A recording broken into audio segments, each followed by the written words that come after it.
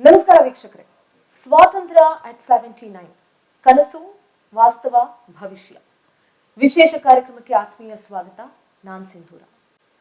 79 ವರ್ಷಗಳ ಸ್ವತಂತ್ರ ದಿನಾಚರಣೆಯನ್ನ ನಾವು ಆಚರಿಸ್ತಾ ಇದ್ದೀವಿ.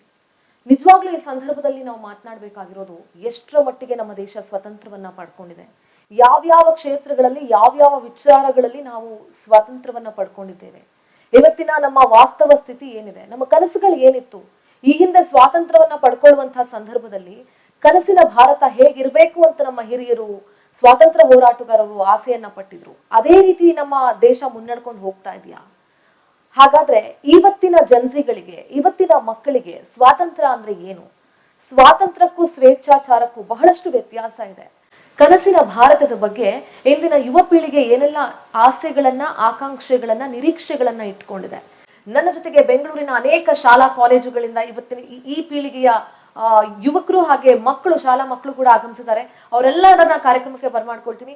ನಮಸ್ಕಾರ ಎಲ್ರಿಗೂ, ಕಾರ್ಯಕ್ರಮಕ್ಕೆ ಸ್ವಾಗತ. Happy independence day. Happy independence day ma'am. Well, ಹಾಗಾದ್ರೆ ಚರ್ಚೆನ ಶುರು ಮಾಡೋಣ. ಯಾಕಂದ್ರೆ ನಮಗಿವತ್ತು ಬೇಕಾಗಿರೋದು ಕನಸಿನ ಭಾರತ. ನಾವು ಕನಸು ಕಾಣ್ತಾನೆ ಇದೀವಿ, ಭವಿಷ್ಯದ ಭಾರತ ಹೇಗಿರಬೇಕು ಅಂತ ಈಗಿನ ಮನಸ್ಸುಗಳು ಕನಸು ಕಾಣ್ತಾ ಇದೆಯಲ್ಲ, ಆ ಮನಸ್ಸುಗಳ ತುಮುಲ ಏನಿದೆ, ಆ ಮನಸ್ಸುಗಳ ಆಸೆ ಏನಿದೆ, ಆ ಯುವ ಮನಸ್ಸುಗಳ ಆಕಾಂಕ್ಷೆಗಳೇನಿದೆ, ಅವರ ಭವಿಷ್ಯದ ಭಾರತ ಹೇಗಿರಬೇಕು, ಆ ನಿಟ್ಟಿನಲ್ಲಿ ನಮ್ಮ ಭಾರತ ಸಾಕ್ತಾ ಇದೆಯಾ, ಏನು ಎತ್ತ, ಎಲ್ಲವನ್ನ ಚರ್ಚೆ ಮಾಡೋಣ.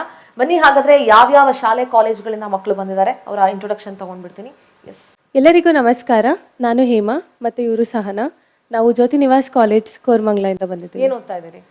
BCA ಸೆಕೆಂಡ್ ಇಯರ್ ಹಾಗೂ ಇವರು BCom ಸೆಕೆಂಡ್ ಇಯರ್. ನನ್ನ ಹೆಸರು ಮಲ್ಲಿಕಾ, ನನ್ನ ಜೊತೆ ಸ್ಮಿತಾ ಮತ್ತು ರಾಧಿಕಾ ಅವ್ರು ಬಂದಿದ್ದಾರೆ. ನಾವು ಸುರಾನ ಕಾಲೇಜ್ ಸೌತ್ ಎಂಡಿಂದ ಬಂದಿದ್ದೀವಿ. ನಾವು BA ಫಸ್ಟ್ ಇಯರ್. ನನ್ನ ಹೆಸರು ಅರ್ಚನಾ, ನಾನು ನ್ಯಾಷನಲ್ ಕಾಲೇಜ್ ಬಸವನಗುಡಿಯಿಂದ ಬಂದಿದ್ದೀನಿ. BA ಈಗ ಕಂಪ್ಲೀಟ್ ಆಗಿದೆ. ನನ್ನ ಹೆಸರು ಅಫ್ರೀನ್, ನನ್ನ ಜೊತೆ ಕ್ರಿಸ್ಟಿನಾ ಮತ್ತು ರೇಖಾ ಬಂದಿದ್ದಾರೆ. ನಾವು BCom first year and BCA second year from Soundarya. ನನ್ನ ಹೆಸರು ಪ್ರಜ್ವಲ್ಯಂ, ನಾನು ರಾಜರಾಜೇಶ್ವರಿ ಆಂಗ್ಲ ಶಾಲೆಯಿಂದ 10ನೇ ತರಗತಿಯಲ್ಲಿ ಓದುತ್ತಿದ್ದೇನೆ. ನನ್ನ ಜೊತೆ ನನ್ನ ಗೆಳತಿ ವರ್ಷಿಣಿ ಕೂಡ ಬಂದಿದ್ದಾಳೆ. ನಮಸ್ಕಾರ ಎಲ್ಲರಿಗೂ, ನನ್ನ ಹೆಸರು ಯೋಗಿತಾ, ನನ್ನ ಜೊತೆ ಭುವನ್ ರಾಜ್ ಬಂದಿದ್ದಾರೆ. ನಾವು ರಾಯಲ್ ಕಾಲೇಜ್ ಮತಿಕೆರೆಯಿಂದ ಬಂದಿರೋದು. ನಮಸ್ಕಾರ, ನನ್ನ ಹೆಸರು ಲೇಖನಾಯ್, ನನ್ನ ಜೊತೆ ದರ್ಶಿನಿ ಮತ್ತು ಅನನ್ಯ ಬಂದಿದ್ದಾರೆ. ನಾವು ಗುರುಕುಲ ಇಂಟರ್ನ್ಯಾಷನಲ್ ಸ್ಕೂಲಿಂದ ಬರ್ತಾ ಇದ್ದೀವಿ. ನೀವೆಲ್ಲ ಗಮನಿಸಿದ್ರೆ ವೀಕ್ಷಕರೇ, ಬೆಂಗಳೂರಿನ ಬೇರೆ ಬೇರೆ ಶಾಲಾ ಕಾಲೇಜುಗಳಿಂದ ಮಕ್ಕಳು ಬಂದಿದ್ದಾರೆ. ಬೆಂಗಳೂರು ಅಂತಂದ್ರೆ ರಾಜ್ಯದ ರಾಜಧಾನಿ.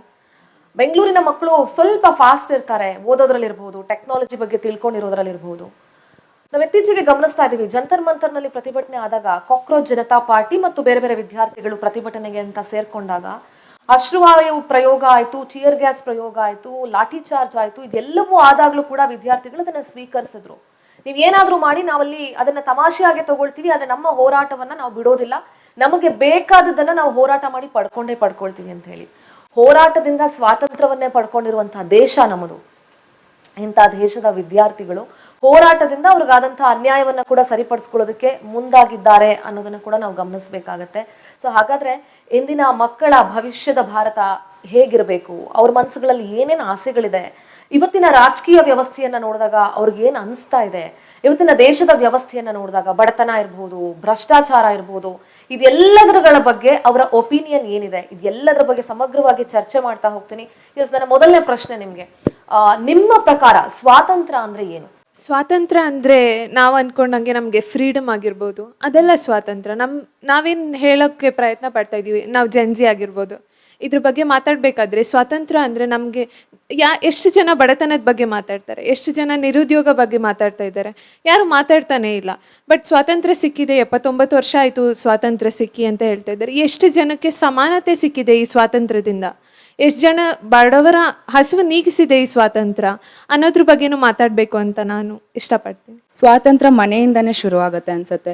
ಒಂದು ಹುಡುಗಿಗೆ ಹೊರಗೆ ಹೋಗ್ಬೇಕು ಅಂದಾಗಲೇ ಸ್ವಾತಂತ್ರ್ಯ ಶುರು ಆಗುತ್ತೆ. ಆದರೆ ಅಲ್ಲಿ ಎಷ್ಟೋ ತಡೆಗಳು ಬರುತ್ತೆ, ಬೇಡ ಹೋಗಬೇಡ, ಹೊರಗಡೆ ಅವರು ತುಂಬ ತಪ್ಪಾಗಿ ತಿಳ್ಕೊತಾರೆ. ಆದರೆ ಅಲ್ಲಿಂದನೇ ನಮ್ಮ ಸ್ವಾತಂತ್ರ್ಯ ಸ್ಟಾರ್ಟ್ ಆಗೋದು. ಒಂದು ಹೆಣ್ಮಕ್ಳಿಗೆ ಅಂದರೆ ಅವ್ರದ್ದಾದ ಫ್ರೀಡಮ್ ಅಂತ ಇಲ್ಲ. ಈಗ ಹೊರಗಡೆ ಅವ್ರಿಗೆ ಹೆದರ್ಕೊಂಡು ನಾವು ಮನೇಲಿ ಕೂರೋ ಥರ ಪರಿಸ್ಥಿತಿ ಆಗಿದೆ. ಅಲ್ಲಿಂದ ನಮ್ಮ ಸ್ವಾತಂತ್ರ್ಯ ಶುರು ಆಗ್ಬೇಕು ಅಂತ ನಾನು ಕೇಳ್ಕೊಳ್ತೀನಿ. ಸ್ವಾತಂತ್ರ್ಯ ಬಂದು 79 ವರ್ಷಗಳಾದ್ರೂ ಈಗಲೂ ನಿಮ್ಗೆ ಅದು ಫೀಲ್ ಆಗ್ತಿದ್ಯಾ? ಹೌದು, ಹೆಣ್ಮಕ್ಳಿಗೆ ಇನ್ನೂ ಸ್ವಾತಂತ್ರ್ಯ ಇಲ್ಲ ಅನ್ನೋ ಒಂದು ಫೀಲ್ ಆಗುತ್ತೆ. ಅಂದ್ರೆ ಒಪ್ಕೊಳ್ತೀರಿ ಆ ಮಾತಿಗೆ? ಓ ಮೈ ಗಾಡ್. ಸ್ವತಂತ್ರ ಅಂತ ಬಂದರೆ ನಾವು ಬರೀ ನಮ್ಮ ಬಗ್ಗೆ ಮಾತ್ರ ಥಿಂಕ್ ಮಾಡ್ತೀವಿ, ಅಂದರೆ ಮನುಷ್ಯರು ನಮಗೆ ಮಾತ್ರ ಸ್ವತಂತ್ರ ಇದೆ ಅಂತ. ಆ್ಯಕ್ಚುಲಿ ಹೇಳ್ಬೇಕಂದ್ರೆ ಕೆಲವೊಂದಷ್ಟು ಜೀವಿಗಳ ಬಗ್ಗೆ ನಾವು ಯೋಚನೆನೂ ಕೂಡ ಮಾಡೋದಿಲ್ಲ. ಸ್ವತಂತ್ರ ಅಂದರೆ ಮನುಷ್ಯರಿಗೆ ಮಾತ್ರ, ಅದರಲ್ಲೂ ಮಾನವ ಕುಲಕ್ಕೆ ಮಾತ್ರ ಸ್ವತಂತ್ರ ಅಂತ ಯೋಚನೆ ಮಾಡ್ತೀವಿ. ನಮ್ಮ ಸುತ್ತಮುತ್ತ ಇರೋ ಜೀವಿಗಳ ಬಗ್ಗೆ ನಾವು ಯೋಚನೆನೇ ಮಾಡೋದಿಲ್ಲ. ನಮ್ಮ ಒಂದು ಸುತ್ತಮುತ್ತ ಇರೋವಂಥ ಜೀವ ಸಂಕುಲಗಳ ಬಗ್ಗೆ ಯೋಚನೆ ಮಾಡೋದಕ್ಕೆ ಬಂದರೆ ಅವಕ್ಕೆ ನಾವೇ ಅಂದರೆ ಸಂರಕ್ಷಿತ ಅಥವಾ ಸಂರಕ್ಷಣೆ ಅಂತ ಥಿಂಕ್ ಮಾಡ್ತೀವಿ. ಅಂದರೆ ಯಾರಿಂದ ಸಂರಕ್ಷಣೆ ಮಾಡಬೇಕು, ಯಾವುದರಿಂದ ಸಂರಕ್ಷಣೆ ಮಾಡಬೇಕು, ಅದರ ಅವನತಿ ಕೂಡ ಯಾರಿಂದ ಆಗ್ತಿದೆ, ಯಾವುದರಿಂದ ಆಗ್ತಿದೆ ಅದನ್ನು ಥಿಂಕ್ ಕೂಡ ಮಾಡೋದಿಲ್ಲ. ಬರೀ ನಮ್ಮ ಬಗ್ಗೆನೇ ಯಾವಾಗಲೂ ಥಿಂಕ್ ಮಾಡ್ತೀವಿ. ಅಂದರೆ ಯಾರಿಂದ ಏನಾಗ್ತಿದೆ, ಯಾವುದರಿಂದ ಯಾವುದಕ್ಕೆ ಏನು ಎಫೆಕ್ಟ್ ಆಗ್ತಿದೆ ಅಂತದ್ದು ಕೂಡ ಯೋಚನೆ ಮಾಡೋದಿಲ್ಲ. ಸೊ ಪ್ರಾಣಿಗಳ ಬಗ್ಗೆನೂ ಕೂಡ ನಾವು ಕನ್ಸರ್ನ್ ತೋರಿಸ್ಬೇಕು ಅಂತ ನಾನು ಹೇಳ್ತೀನಿ. ಇಂಡಿಪೆಂಡೆನ್ಸ್ ಅಂದರೆ ಜಸ್ಟ್ ನಾವು ಫ್ರೀ ಆಗಿರೋದು, ಒಂದು ಕಂಟ್ರೋಲ್ಡ್ ಇಲ್ದಲೇ ಇರೋದು ಅಂತ ಅಲ್ಲ. ಎಲ್ಲದ್ರಲ್ಲೂ ಇಂಪಾರ್ಟೆನ್ಸ್ ಬರುತ್ತೆ. ಎಲ್ಲದ್ರದ್ದು ಒಪಿನಿಯನ್ಸ್ ಕೇಳಬೇಕು, ಎಲ್ರಿಗೂ ಈಕ್ವಾಲಿಟಿ ಇರಬೇಕು, ಎಲ್ಲರಿಗೂ ಆಪರ್ಚುನಿಟೀಸ್ ಸಿಗಬೇಕು. ಬಟ್ ಅದು ಸಿಗ್ತಾ ಇಲ್ಲ ಅಂತ ನನ್ಗೆ ಅನ್ಸುತ್ತೆ. ಮತ್ತು ಹುಡುಗಿರ್ಗೂ ಅಷ್ಟೇ, ಮನೆಯಿಂದ ಹೊರಡಬೇಕು ಅಂದಾಗ ಬಟ್ಟೆ ಸರಿಗೆ ಹಾಕೋ, ಈ ಥರ ಇಟ್ಕೋ, ಇಷ್ಟೊತ್ತಿಗೆ ಮನೆಗೆ ಬಾ. So you feeling that is a restriction? ಹೌದು, ಅಂದರೆ ರಿಸ್ಟ್ರಿಕ್ಷನ್ ಅಲ್ಲ, ಅಂದರೆ ಅದೊಂಥರ ಮನೆಯವ್ರಿಗೂ ಅನ್ಸುತ್ತೆ ಸೇಫ್ಟಿ ಇಲ್ಲ, ನಾವು ಸರಿ ಕಳ್ಸಿದ್ರೆ ಅಥವಾ ಬೇಗ ಮನೆಗೆ ಕಳ್ಸ್ಕೊಂಡ್ರೆ ಒಂದು ಸೇಫ್ಟಿ ಇರುತ್ತೆ, ಕತ್ಲಾಗಕ್ಕೆ ಮುಂಚೆ ಮನೇಲಿದ್ರೆ ಒಳ್ಳೇದು ಅನ್ನೋದು. ಅದು ಫ್ರೀಡಮ್ ಇಲ್ಲ ಅಂತ ನಾನು. ಏನು ನಿಮ್ಮ ಲೆಕ್ಕದಲ್ಲಿ ಸ್ವಾತಂತ್ರ್ಯ ಅಂತಂದ್ರೆ what is independence according to you? Ma'am ಅವಾಗೇನೆ ಹೇಳಿದ್ದಾರೆ ಗಾಂಧೀಜಿಯವರು, ಒಂದು ಹೆಣ್ಣು ಮಧ್ಯರಾತ್ರಿ ಒಬ್ಳೇ ಓಡಾಡ್ಬೋದು ಅಂದ್ರೆ ಅವಾಗ ನಮ್ಮ ದೇಶಕ್ಕೆ ಸ್ವಾತಂತ್ರ್ಯ ಸಿಕ್ಕಿದೆ ಅಂತ. 79 ವರ್ಷ ಆದ್ರೂ ನಮ್ಗಿನ್ನ ಆ ಸ್ವಾತಂತ್ರ್ಯ ಸಿಕ್ಕಿಲ್ಲ. ಅವರೆಲ್ಲ ಹೇಳಿರೋ ಪ್ರಕಾರ ವುಮೆನ್ಸ್ ಸೇಫ್ಟಿಗೂ ವ್ಯಾಲ್ಯೂ ಇದೆ. ಬಟ್ ನನಗನ್ಸೋ ಪ್ರಕಾರ ಸ್ವಾತಂತ್ರ್ಯ ಯೋಚನೆ ಮಾಡೋದ್ರಲ್ಲೂ ಇರಬೇಕು. ರಿಸ್ಟ್ರಿಕ್ಷನ್ಸ್ ಎಲ್ಲ ನಾವು ಯಾವ ಥರ ಯೋಚನೆ ಮಾಡ್ತೀವಿ ಅದ್ರ ಮೇಲೆ ಡಿಪೆಂಡ್ ಆಗುತ್ತೆ ಮೋಸ್ಟ್ಲಿ. ಬಿಕಾಸ್ ಅಕಸ್ಮಾತ್ ನಾವು ವುಮೆನ್ಸಿಗೆ ಸೇಫ್ಟಿ ಇಲ್ಲ ಅಂತ ಹೇಳ್ಬಿಟ್ಟು ಅವ್ರನ್ನ ಮನೇಲಿ ಲಾಕ್ ಮಾಡ್ಕೊಂಡು ಕೂತ್ಕೊಂಡಿದ್ರೆ ಅದು ಯಾವತ್ತೂ ವರ್ಕ್ ಆಗಲ್ಲ. ಮೋಸ್ಟ್ಲಿ ಇಂಡಿಪೆಂಡೆನ್ಸ್ ಅಂದರೆ ಪೇಟ್ರಿಯಾಕಲ್ ಮೈಂಡ್ಸೆಟ್ಟು ಅದಕ್ಕೆ ಪ್ರಾಬ್ಲಮ್ಮು. ಮೈಟ್ ಬಿ ಚಿಕ್ಕವರು ದೊಡ್ಡವ್ರಿಗೆ ಹೇಳ್ಕೊಡ್ಬಾರ್ದು, ಅದು ಒಂದು ದೊಡ್ಡ ಪ್ರಾಬ್ಲಮ್ಮು. ಯಾಕಂದರೆ ಕೆಲವೊಂದು ಇದರಲ್ಲಿ ಕೆಲವೊಂದು ಕ್ಷೇತ್ರದಲ್ಲಿ ಚಿಕ್ಕ ಮಕ್ಳಿಗೆ ಜಾಸ್ತಿ ನಾಲೆಜ್ ಇರುತ್ತೆ. ಇಟ್ ಮೈಟ್ ಬಿ ಫೋನ್ಸಲ್ಲೆಲ್ಲ ಚಿಕ್ಕ ಮಕ್ಳಿಗೆ ಜಾಸ್ತಿ, ದೊಡ್ಡವರೆಲ್ಲ ಜಾಣರಲ್ಲ ಅಂತ ಅಲ್ಲ. ಕೆಲವೊಂದು ಇದರಲ್ಲಿ ಸಂಸ್ಕಾರದಲ್ಲೆಲ್ಲ ದೊಡ್ಡವರು ಜಾಣರಲ್ಲಿ ಇದ್ದಾರೆ. ಅವ್ರು ಹೇಳಿದ ಮಾತು ಕೇಳಬೇಕು, ಅದೆಲ್ಲ ಕರೆಕ್ಟು. ಬಟ್ ಕೆಲವೊಂದು ಕ್ಷೇತ್ರದಲ್ಲಿ ನಮಗೂ ಒಂದು ಬೇಸಿಕ್ ನಾಲೆಜ್ ಇರುತ್ತೆ. ನಾವು ನೀವು ಹೇಳಿದ್ರಿ. ಸೊ ಡು ಯು ಥಿಂಕ್ ನಿಮ್ಮ ಏಜಿಗೆ ಫೋನ್ನ ಟೆಕ್ನಾಲಜಿ ಬಗ್ಗೆ ಅಷ್ಟೊಂದು ತಿಳ್ಕೊಳ್ಳೋದು ಅವಶ್ಯಕತೆ ಇದೆಯಾ? ಟೆಕ್ನಾಲಜಿ ಬಗ್ಗೆ ತಿಳ್ಕೊಂಡ್ರೆ ನಾವು ಇಂಡಿಯಾನ ಮೇಲೆ ಏರ್ಸೋಕ್ಕೆ ಹೆಲ್ಪ್ ಆಗುತ್ತೆ. ನಾವು ಎಷ್ಟು ರಿಸ್ಟ್ರಿಕ್ಷನ್ಸ್ ನಮಗೆ ಗೊತ್ತಾಗಬೇಕು, ಟೆಕ್ನಾಲಜಿ ಹೇಗೆ ವರ್ಕ್ ಆಗುತ್ತೆ, ಹೇಗೆ ಅದನ್ನು ಯೂಸ್ ಮಾಡಬೇಕು, ಎಷ್ಟು ಯೂಸ್ ಮಾಡಬೇಕು, ಅದೆಲ್ಲ ಗೊತ್ತಾದಾಗ ನಾವು ಅದೇ ಫೋನ್ ಮಿಸ್ಯೂಸ್ ಮಾಡ್ತಾ ಇದ್ದಾರೆ ಸ್ಕೂಲ್ ಮಕ್ಕಳು, ಕಾಲೇಜ್ ಮಕ್ಕಳು. ಅದು ಅವ್ರ ತಪ್ಪು, ಅದು ಅವ್ರ ಮೈಂಡ್ಸೆಟ್ ತಪ್ಪು. ಮೈಂಡ್ಸೆಟ್ ತಪ್ಪು, ಒಳ್ಳೇದು ಅದ್ರ ಮೇಲೆ ಮನುಷ್ಯ ಒಳ್ಳೇದು ತಪ್ಪು ಅಂತ ಡಿಸೈಡ್ ಆಗುತ್ತೆ. ಅದನ್ನ ಹೆಂಗೆ ಯಾರು ಅರ್ಥ ಮಾಡ್ಕೋಬೇಕು ಅದನ್ನ, ಇದು ಒಳ್ಳೇದು ಕೆಟ್ಟದು ಅನ್ನೋದು? ಅದು ಮೋಸ್ಟ್ಲಿ ಪೇರೆಂಟ್ಸ್ ಮೇಲೂ ಡಿಪೆಂಡ್ ಆಗುತ್ತೆ ಆ್ಯಂಡ್ ಈವನ್ ಚಿಲ್ಡ್ರನ್ಸ್ ಮೇಲೂ ಡಿಪೆಂಡ್ ಆಗುತ್ತೆ. ಪೇರೆಂಟ್ಸ್ ಎಷ್ಟಾದರೂ ನೋಡ್ಕೊಳ್ಳಿ, ಅದು ಮೈಂಡ್ಸೆಟ್ ಅವ್ರು ಚೇಂಜ್ ಮಾಡೋಕ್ಕಾಗಲ್ಲ. ಸೊ ಎನ್ವೈರನ್ಮೆಂಟ್ ಆ ಥರ ಇರಬೇಕು. ಮೈಂಡ್ಸೆಟ್ ಚೇಂಜ್ ಆಗಬೇಕಲ್ವಾ? ಮಕ್ಳ ಮೈಂಡ್ಸೆಟ್ ಚೇಂಜ್ ಆಗಬೇಕು, ಈವನ್ ಪೇರೆಂಟ್ಸ್ ಮೈಂಡ್ಸೆಟ್ ಚೇಂಜ್ ಆಗಬೇಕು. ದಟ್ ಒಡೆದು ಬೈದು ಅವ್ರನ್ನೆಲ್ಲ ಹೇಳ್ಕೊಡಕ್ಕಾಗಲ್ಲ. ಕೆಲವೊಂದ್ಸರಿ ಎನ್ವೈರನ್ಮೆಂಟ್ ಚೇಂಜ್ ಮಾಡಿದ್ರೇನು ಅವ್ರಿಗೆ ಹೇಳ್ಕೊಡಕ್ಕೆ ಸಾಧ್ಯ ಆಗುತ್ತೆ. ಅಂದರೆ ನಮಗೆ ರಿಸ್ಟ್ರಿಕ್ಷನ್ಸ್ ಇರಬಾರ್ದು. ಯಾವುದೇ ಒಳ್ಳೆ ಕೆಲಸವನ್ನು ಮಾಡುವಾಗ ನಮಗೆ ತಡೆಗಟ್ಟಬಾರ್ದು. ಫ್ರೀಯಾಗಿ ಬಿಟ್ಬಿಡ್ಬೇಕು ನಿಮ್ಮನ್ನ. ಫ್ರೀಯಾಗಿ ಅಂದರೆ ಒಂದೊಂದು ಒಳ್ಳೆ ಕೆಲಸಗಳಲ್ಲಿ ಮಾತ್ರ. ಹೌ ಡು ಯು ಬೈಫರ್ಕೇಟ್ ಒಳ್ಳೆ ಕೆಲಸ ಕೆಟ್ಟ ಕೆಲಸ? ಈಗ ನಾವು ಕಾಮನ್ ಆಗಿ ಡೈಲಿ ವರ್ಕ್ ಮಾಡೋದು ನೋಡಿದ್ರೆ, ಅಂದರೆ ನಮಗೆ ಏನಾದರೂ ಸ್ಟಡಿ ರಿಲೇಟೆಡ್ ಅಂದರೆ ಫೋನ್ ನೋಡುವಾಗ ಅಥವಾ ಅದನ್ನು ಬಿಡಬೇಕು. ಬಿಡಬೇಕು ಅಂದರೆ ಸ್ಟಡಿ ರಿಲೇಟೆಡ್ ಮತ್ತು ಟೈಮ್ ಪಾಸ್ಗೋಸ್ಕರ ಅಂದರೆ ನ್ಯೂಸು ಆ ಥರ ಎಲ್ಲ ನಾಲೆಜ್ ಸಿಗ್ಬೇಕಲ್ವಾ ನಮಗೆ. How do they know about it? ನೀವು ಅದರಲ್ಲಿ ನ್ಯೂಸ್ ನೋಡ್ತಾ ಇದ್ದೀರಾ, ಜನರಲ್ ನಾಲೆಡ್ಜ್ ಇಂಪ್ರೂವ್ ಮಾಡ್ಕೊಳ್ತಾ ಇದ್ದೀರಾ ಅಂತ ಹೇಗೆ ಗೊತ್ತಾಗುತ್ತೆ? ಮೊಬೈಲ್ ನೋಡಕ್ ಬಿಡಬೇಕು ಆ ಥರದೆಲ್ಲ ಹೇಳ್ತಿದ್ದೀರಲ್ಲ ನೀವು. ನಮ್ಮ ಹಿರಿಯರು ಗೊತ್ತಲ್ಲ ನಿಮಗೆ, ಅಜ್ಜಿ ತಾತ, ಎಷ್ಟು ಜನ ಮನೇಲಿ ಅಜ್ಜಿ ತಾತ ಇದ್ದಾರೆ. ನೀವು ಅವ್ರಗಳ ಜೊತೆ ಕೂತ್ಕೊಂಡು ಇಂಟ್ರಾಕ್ಟ್ ಮಾಡ್ತಾ ಇರಿ, you'll come to know lot of things. But ನಿಮ್ಮ ವಯಸ್ಸಿಗೆ ಅಷ್ಟೊಂದು ಮೊಬೈಲ್ನ ಅವಶ್ಯಕತೆ ಇದೆಯಾ? ಊಟ ಮಾಡ್ಬೇಕಾದ್ರೆ ಮೊಬೈಲು, ಓದ್ಬೇಕಾದ್ರೆ ನಿಮ್ಗೆ ಟ್ಯೂಷನ್ಸ್ಗಳಿಗೆ ಕಳಿಸ್ತಾರೆ, ಟೀಚರ್ಸ್ ಇದ್ದಾರೆ, ನೀವು ಟೀಚರ್ಸ್ ಜೊತೆ ಇಂಟ್ರಾಕ್ಟ್ ಮಾಡ್ಬೋದಲ್ಲ. ನಿಮ್ಮ ಪ್ರಶ್ನೆಗಳನ್ನ ಟೀಚರ್ಸ್ ಹತ್ರನೇ ಕೇಳಿದ್ರೆ ಅವರೇ ನಿಮ್ಗೆ ಆನ್ಸರ್ಸ್ ಕೊಡ್ತಾರೆ. ಅದಕ್ಕೆ ಅವ್ರ ಹತ್ರ ಮಾತಾಡೋದ್ರಿಂದ ಈಗ ಮನುಷ್ಯರ ನಡುವೆ ಕಮ್ಯುನಿಕೇಶನ್ ತುಂಬಾ ಕಡಿಮೆ ಆಗ್ತದೆ, because you are using lot of mobile phones, right? Yes, ನೀವು ಹೇಳಿದ್ರಿ ಪೇರೆಂಟ್ಸ್ ಕೂಡ ಇಂಟ್ರಾಕ್ಟ್ ಆಗಬೇಕು ಅಂತ. ಈಗಿನ ಜನ್ರೇಷನಲ್ಲಿ ಎಷ್ಟು ಜನ ಪೇರೆಂಟ್ಸ್ ಫೋನ್ ಬಿಟ್ಟು ಮಕ್ಕಳು ಸ್ಕೂಲಲ್ಲಿ ಏನು ಮಾಡಿದ್ರು, ಕಾಲೇಜಲ್ಲಿ ಏನು ಮಾಡಿದ್ರು ಅಂತ ಕೇಳಕ್ಕೆ ರೆಡಿ ಇದ್ದಾರೆ. ಅವ್ರ ಕೆಲಸ, ಅವ್ರ ಫ್ರಸ್ಟ್ರೇಷನ್ಸ್ ಎಷ್ಟಿರುತ್ತೆ ಅಂದರೆ, ಅವ್ರು ಬಂದು ಅವ್ರಿಗೆ ಏನಾಗಿರುತ್ತೆ ಅಂದರೆ, ಚಿಕ್ಕ ಮಕ್ಳಿಗೇನೆ ಊಟ ಮಾಡ್ಸಕ್ಕೆ ಫೋನ್ ಕೊಟ್ಬಿಟ್ಟು ಊಟ ಮಾಡಿಸ್ತಾರೆ. ಯಾವತ್ತಾದ್ರೂ ಮನೆಯಲ್ಲಿ ಶೇರ್ ಮಾಡಿದ್ದೀರಾ? ಅಂದ್ರೆ ವಿ ಕಾಂಟ್ ಟೆಲ್ ದಟ್ ಅಂದರೆ ಅವ್ರು ತಪ್ಪು ಅಂತ ಹೇಳೋಕ್ಕಾಗಲ್ಲ, ಯಾಕಂದರೆ ಅವ್ರಿಗೂ ಅವ್ರದ್ದು ಕೆಲಸ ಇರುತ್ತೆ. ಹೆಂಗಿದೆ ಅಂದರೆ ಇವಾಗ ಅವ್ರದ್ದು ಫ್ರಸ್ಟ್ರೇಷನ್ ಇರುತ್ತೆ, ನಾವು ಕಾಲೇಜಿಂದ ಬಂದಿರ್ತೀವಿ. ಸೊ ಏನಾಗುತ್ತೆ ಅಂದರೆ ಒಂದು 5 ನಿಮಿಷ ಮೊಬೈಲ್ ಇಟ್ಕೊಂಡು ಕೂತ್ಕೊಳ್ಳೋಣ, ರಿಲ್ಯಾಕ್ಸ್ ಆಗ್ತೀವಿ ಅನ್ನೋ ಥರ ಆಗುತ್ತೆ. ಆ್ಯಂಡ್ ಅವರು ಫೋನಲ್ಲಿ ಮುಳುಗೋಗ್ತಾರೆ, ಇಲ್ಲಿ ಇವರು ಫೋನಲ್ಲಿ ಮುಳುಗೋಗ್ತಾರೆ. ದಟ್ ಈಸ್ ವೆನ್ ಇಂಟ್ರಾಕ್ಷನ್ ಕಡಿಮೆ ಆಗ್ತಿರೋದು. ಸೊ ಯಾವಾಗ ಮೊಬೈಲ್ನ ಪಕ್ಕಕ್ಕಿಟ್ಟು ಕುತ್ಕೊಂಡು ಮಾತಾಡ್ತಾರೆ, ಆಗಲೂ ಮೇ ಬಿ ಅವ್ರ ಫ್ರಸ್ಟ್ರೇಷನ್ ಕಡಿಮೆ ಆಗಿ ಇದಾಗ್ಬೋದು ಅಂತ ನನಗೆ ಅನಿಸುತ್ತೆ. Yes, okay. ನನ್ನ ಸ್ವಾತಂತ್ರ್ಯಕ್ಕೆ ನೋಡಿದ್ರಲ್ಲ ಮಕ್ಕಳಿಂದ ಏನೆಲ್ಲ ಡೆಫಿನೇಷನ್ ಸಿಕ್ತು ಅಂತ ಹೇಳಿ, ನನ್ನ ಮುಂದಿನ ಪ್ರಶ್ನೆ ಈ ಥರ ಇದೆ. ನಾವು ಮೊಬೈಲ್ಗಳ ಬಗ್ಗೆ ಮಾತಾಡ್ತಾ ಇರ್ತೀವಿ. ಯೂಶಲಿ ಇವಾಗಿರೋ ಮಕ್ಕಳ ಮೇಲೆ ಮೋಸ್ಟ್ ಕಂಪ್ಲೇಂಟ್ ಏನಿದೆ ಅಂತಂದ್ರೆ, ಸ್ಕೂಲ್ಗಳಿಗೂ ಮೊಬೈಲ್ ಫೋನ್ಗಳನ್ನ ಕ್ಯಾರಿ ಮಾಡ್ತಾರೆ, ಟೀಚರ್ಸ್ನ ಓವರ್ಟೇಕ್ ಮಾಡಿ ಬ್ಯಾಗಲ್ಲೋ ಇನ್ನೆಲ್ಲೋ ಪಾಕೆಟಲ್ಲೋ ಎಲ್ಲೋ ಗೊತ್ತಿಲ್ಲದಿರೋ ಕಡೆ ಮೊಬೈಲ್ನ ಇಟ್ಕೊಳ್ತಾರೆ ಅಂತ ಹೇಳಿ. ಸ್ಕೂಲ್ಗಳಿಗೆ ಮೊಬೈಲ್ ಫೋನ್ಸ್ ಅವಶ್ಯಕತೆ ಇಲ್ಲ ಅಂತ ನನ್ನ ಸ್ಟ್ರಿಕ್ಟ್ ಒಪಿನಿಯನ್ ಇದು. ಸ್ಕೂಲು ಮೊಬೈಲ್ ಫೋನ್ ಅವಶ್ಯಕತೆ ಇಲ್ಲ. ಬಿಕಾಸ್ ನಾವೆಲ್ಲ ಸ್ಕೂಲಲ್ಲಿ ಓದುವಾಗ ನಮ್ಗೇನು ಮೊಬೈಲ್ ಫೋನ್ಸ್ ಎಲ್ಲ ಏನೂ ಇರಲಿಲ್ಲ. ಏನಾದ್ರು ಇತ್ತು ಅಂದರೆ ನಾವು ಟೀಚರ್ಸ್ ಜೊತೆ ಕಮ್ಯುನಿಕೇಟ್ ಮಾಡ್ತಾ ಇದ್ವಿ. ಇವತ್ತಿನ ನೀವು ಮಕ್ಕಳು ಎಷ್ಟು ಜನ ನೀವು ಟೀಚರ್ಸ್ಗಳ ಜೊತೆ ದೇಶದ ಬಗ್ಗೆ ಮಾತಾಡ್ತೀರಿ, ನಿಮ್ಮ ಪ್ರೆಸೆಂಟ್ ಸಿಚುವೇಶನ್ ಬಗ್ಗೆ ಮಾತಾಡ್ತೀರಿ? ನೀವು ಯಾರೋ ಹೇಳಿದ್ರಿ ಮನೆಯಿಂದ ಸ್ವಾತಂತ್ರ್ಯ ಶುರು ಆಗಬೇಕು ಅಂತ ಹೇಳಿ. ಮನೆಯಿಂದ ಸಮಾನತೆ ಆರಂಭ ಆಗಬೇಕು ಮೊದಲು.